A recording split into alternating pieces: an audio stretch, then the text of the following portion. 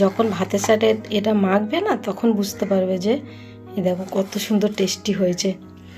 আর এই যে ভাত। রাধে রাধে বন্ধুরা, কেমন আছো সবাই? আশা করি সবাই ভালো আছো। তোমাদের আশীর্বাদে আমরাও সবাই ভালো আছি। তো আমার আরও একটা ভিডিওয়ে তোমাদেরকে স্বাগত। আশা করি আজকের ভিডিওটা তোমাদের ভালো লাগবে। তো চলো বন্ধুরা, তো আমি এখন বাসি কাজগুলো সেরে নিয়ে তারপরে আসবো তোমাদের সামনে। তো এখন আমি ঝাড় দিয়ে নিচ্ছি, নিয়ে তারপরে ঘর মুছে বাসন মেজে তারপরে রান্নাবান্নার দিকে যাব। আজকের রান্নাটা না খুব সুন্দর রান্না করব, তোমাদের সাথে রেসিপিটা শেয়ার করব। দারুণ একটা রেসিপি, মানে ভাবতেই পারছো না এত সুন্দর রেসিপি হবে। তো নিরামিষে এত সুন্দর রেসিপি আর এত টেস্টি তো তোমরা ভাবতেই পারবে না। ঘরে নিজেরা না বানিয়ে খেলে তো বুঝতেই পারবে না যে এত সুন্দরই হয়। সয়াবিন আর টমেটো দিয়ে, টমেটো কিন্তু এতটা টমেটো দেবো, তোমরা ভাবছো যে এত টমেটো চাটনিতে লাগে, কিন্তু কোনো মিষ্টি ছাড়া টমেটো সয়াবিন দিয়ে রান্না করলে এত সুন্দর কি করে হতে পারে। আর টক লাগবে না এতটা টমেটো দিয়ে।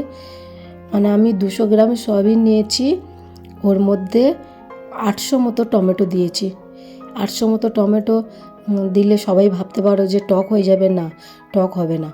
তো তোমরা রেসিপিটা দেখো, ফুল ভিডিওটা দেখো, তারপরে বুঝতে পারবে যে কেমনভাবে রান্না করেছি, কেমনভাবে কি হয়েছে। তোমরা রেসিপিটা না দেখলে কেউ বুঝতে পারবে না।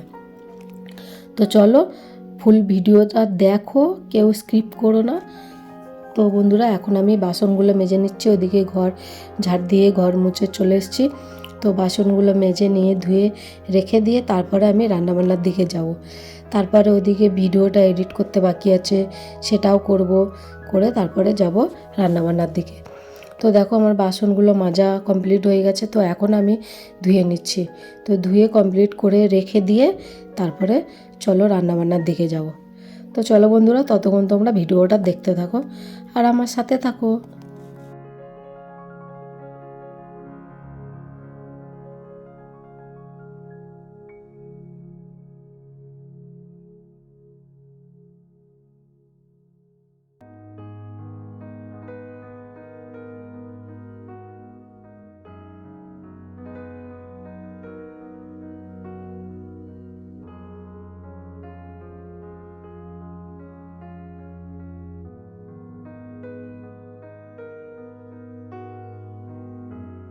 তো বন্ধুরা দেখো, এখানে সয়াবিনটা আমি গরম জলে ফুটিয়ে রেখে দিয়েছি।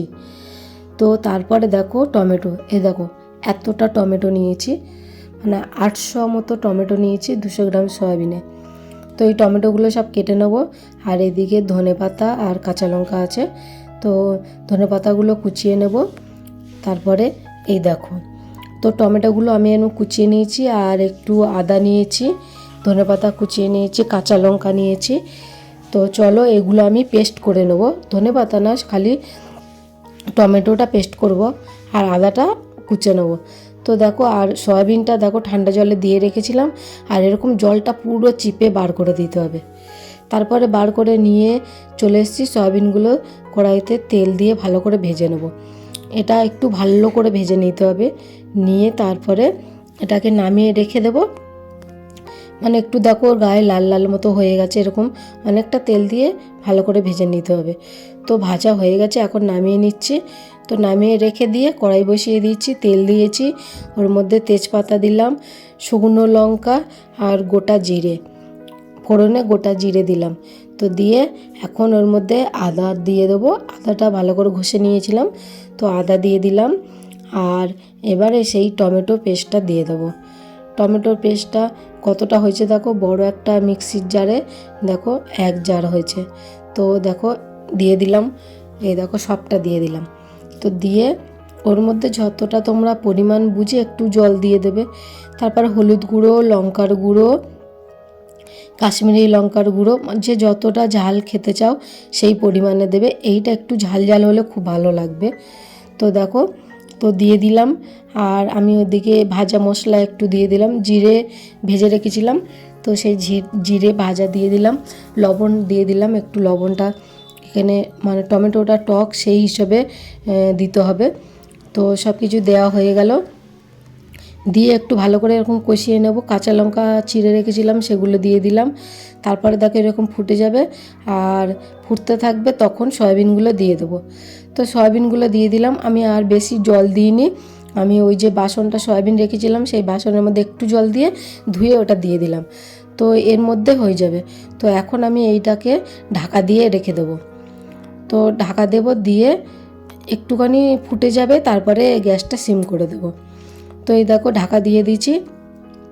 তারপরে দেখো খুলে দেখছি এই এরকমই অবস্থায় এসেছে। তো আমি এখানে এখন বাটারটা দিয়ে দেবো। এই দেখো পুরো 100 গ্রাম বাটার দিয়ে দিলাম। তো এই বাটারটার জন্য না এত সুন্দর টেস্টি হবে, আর টমেটোটা একটুও টক থাকবে না। তো দেখো এই দেখো খুব সুন্দর মানে কালারটা আস্তে আস্তে এসে যাবে।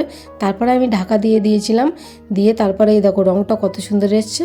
এখন আমি গরম মশলা দিয়ে দিলাম। এবার দেখছো কত সুন্দর রং এসছে। আর বাটারটা দেখো বাটারে তেল ওপর দিয়ে ভেসে উঠছে। তো দেখো কত সুন্দর, আমি বলছি না আমার মুখ দিয়ে জল এসে যাচ্ছে। তো দেখো এত সুন্দর টেস্টি হয়, তো আর অন্য কিছু খেতেই ইচ্ছা করবে না, বারবার এরকম সয়াবিন দিয়ে এরকম করে খেতে ইচ্ছা করবে। তো দেখো তারপরে উপরে ধনেপাতা ছড়িয়ে দিলাম। তো চলো বন্ধুরা, তো রান্নাটা আমার কমপ্লিট হয়ে গেছে। তো এখন আমরা ভোগ লাগাতে যাব। তো ভোগ লাগিয়ে আবার ফিরে আসছি। তো বন্ধুরা তোমরা তো দেখলে আমার রান্না কমপ্লিট হয়ে গেছে। তো চলো, এখনও কিন্তু তোমাদের দাদাভাই আসেনি, আসলে তারপরে খাওয়া দাওয়া করব। তো চলো তোমাদেরকে দেখিয়ে দিই। তো তোমরা তো দেখেছো আমি রান্না করছিলাম, কিন্তু কতটা টমেটো দিয়ে তারপরে সয়াবিনটা এইভাবে করলে না, সয়াবিন কষা বলে এটা, এত সুন্দর টেস্টি লাগে। তো তোমরা না বানালে না খেলে তোমরা বুঝতে পারবে না। তো এত সুন্দর টেস্টি, যদি এর সাথে অন্য কিছু হয় তো সেটা তোমাদের খেতে ইচ্ছা করবে না, এটা এতটা টেস্টি। আমি আর অন্য কিছু বানাইনি, খালি ওটাই বানিয়েছি। তো সয়াবিন কষা আর ওতে বাটার দিয়েছি, অনেকটা বাটার দিয়েছি, মানে 100 গ্রাম বাটার দিয়েছি। তো 100 গ্রাম বাটার ওর মধ্যে দিলে আরও কেমন টেস্টি হবে চিন্তা করো। তো এরকমই একবার তোমরা বানিয়ে খেয়ে দেখো, কত সুন্দর লাগে। তো আর অন্য কিছু খেতে ইচ্ছা করবে না। আর সয়াবিনটা যদি অন্যভাবে বানাও তো অন্যভাবে বানিয়েও খেতে ইচ্ছা করবে না। তো চলো তোমাদেরকে দেখিয়ে দিই। তো বন্ধুরা দেখো কালারটা কত সুন্দর হয়েছে দেখো। আর ভিতরে দেখছো, আমি দেখাতে পাচ্ছি কি জানি না, দেখো ভিতরে বাটার কিরকমই এসছে দেখছো। যখন ভাতের সাথে এটা মাখবে না তখন বুঝতে পারবে যে এই দেখো কত সুন্দর টেস্টি হয়েছে। আর এই যে ভাত, তো আর কিচ্ছু করিনি, এটাই দিয়ে আজকের প্রসাদ পাওয়া হবে দেখো। তো দেখো তোমরা ভাবছো হয়তো যে এতটা টমেটো দিয়ে করেছে টক হয়ে যাবে, না, বাটার দিলে না এই টক একটু বি থাকবে না। তো একবার অন্তত তোমরা বানিয়ে খেয়ে দেখো, কতটা টেস্টি, দেখবে বারবার ইচ্ছা করবে খেতে। তো চলো বন্ধুরা, আবার পরে দেখা হচ্ছে।